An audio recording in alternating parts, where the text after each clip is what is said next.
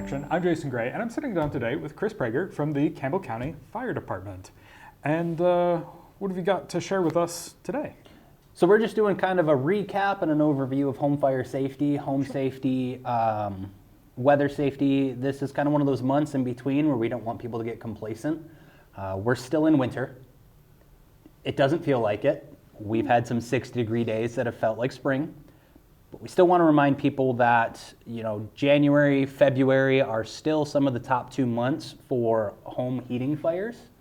So using space heaters and things of that sort are still really prominent on these days where we get these cold snaps. So we want to make sure people are doing things right, like only plugging one into an outlet at a time because of how much power they draw. Make sure they're plugged directly into an outlet. Make sure that, if you're going to set it down somewhere, it's not going to tip over and catch your carpet on fire, or it is tip proof. Just making sure that you're using these appliances per the manufacturer specifications are the big things. Kind of diving into, like I talked about, electricity. Knowing your electrical systems. Is everything working appropriately? Is something not working? Did you plug in too many heaters on a circuit and you tripped a breaker? Should you be paying attention to things like that? Just paying attention to what you're using and how much power you're using can really mitigate a lot of potential problems down the line, or even expensive problems, realistically. Breakers are meant to trip if they're being overutilized and there's too much power. Big thing is recognizing that, and we see it a lot with people who are using hair dryers and things like that. But we want to remind people as we go into these colder months, especially because February, March are generally snowy months for us and they're colder, that just pay attention to when you're using and where you're using these items for the most part. On top of that, talking about heating and cooling and kind of how cold it is compared to your furnace, maintaining your carbon monoxide detectors is especially important in these times where your furnace is kicking on, kicking off, kicking on, kicking off. Getting your base maintenance taken care of for your furnace.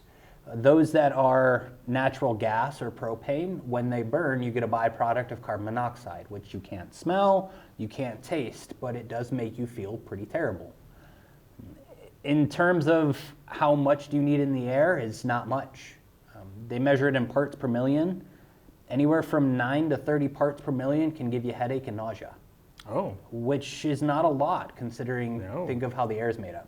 Sure. So if you're constantly breathing in this carbon monoxide of 9 to 30, you could be getting consistent headaches and think it's just weather related, or maybe you've been around people who are sick and so you kind of just say maybe it's a cold, maybe it's just something I've been around, maybe it's the weather change, maybe it's allergies. But sometimes it could just be carbon monoxide just slowly leaking into your house. Oh. Now the problem is some detectors don't measure anything below 50 parts per million. Oh. So sometimes you want to get the ones that have readouts. It just depends. It's not a bad thing to have someone come over and do maintenance on your furnace to test things like that. I could say that's a close to home thing. I had a good friend of mine. She was experiencing headaches for a month. We had talked about potential carbon monoxide. She reached out to a servicing company. They came out, they did a reading, they found it was 23 parts per million. Gosh. She'd been living that way for 2 months, and that had attributed to the migraines she was having.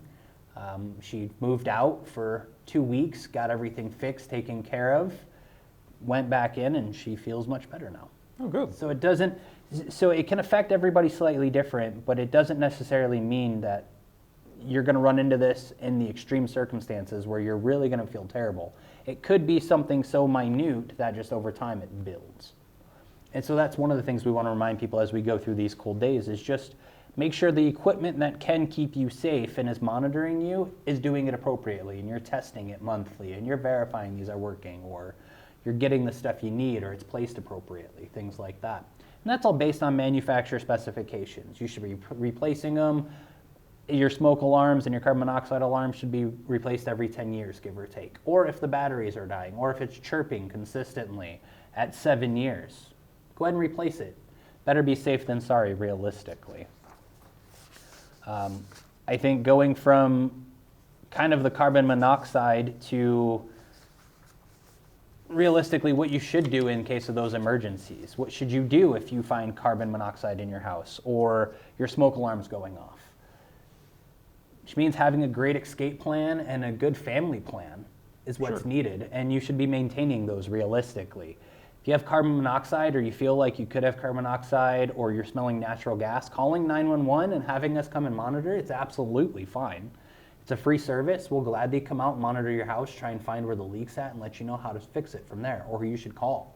Because if your furnace is leaking and you have, natural gas coming in your house, that is an explosive gas. Yeah. But it also can make you sick. But that's something you can smell. They generally add that rotten egg smell Right. to it, so you can know it. So just paying attention to how your family's feeling, and carbon monoxide can be mitigated with, if it's acute, so it's just a short exposure and you step outside, you could feel much better just after 10, 15 minutes of standing outside in fresh air. So if your whole family steps outside and everyone feels better, but then when you go home, everyone starts to feel kind of crummy and down, then maybe you should be calling somebody to come and take a look at it. And again, that's what we're here for.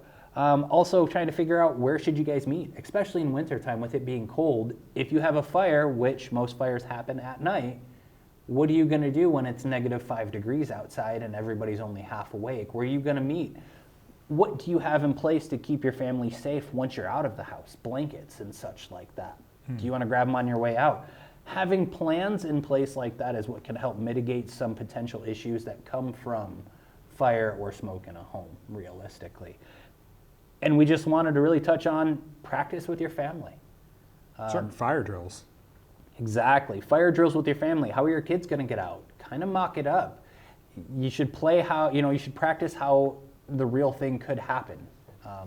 Practice how you're going to play is kind of the saying on it. But in reality, you don't want your kids running down the stairs. They got to crawl, but you don't want them crawling face first. And do they know they should crawl downstairs, backwards sometimes so they can put their feet down?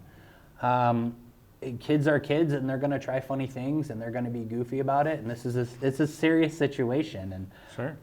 so just making sure that that's really ingrained in them, and you're not complacent if these things do happen, is kind of the big thing that we want to make sure the public knows. I think that's really about it. There are facts that you can find if you go to nfpa.org and look up fire safety. They have plenty of these safety sheets that you can read through that tell you how you should be paying attention. Carbon monoxide, grilling, safety around the holidays, winter time, what you should keep in your car during, snowstorms. Sure. They have so much information, and we just really want to pass that out, that it's free. Just nfpa.org, or it's just something that people can look into. All right. And is there anything else for March this time of year, just in general? I think that's about it for us. We just want All right. people to stay safe and stay warm, and if they have any questions or concerns, they're free to call us. All right. Well, thank you very much. Thank you.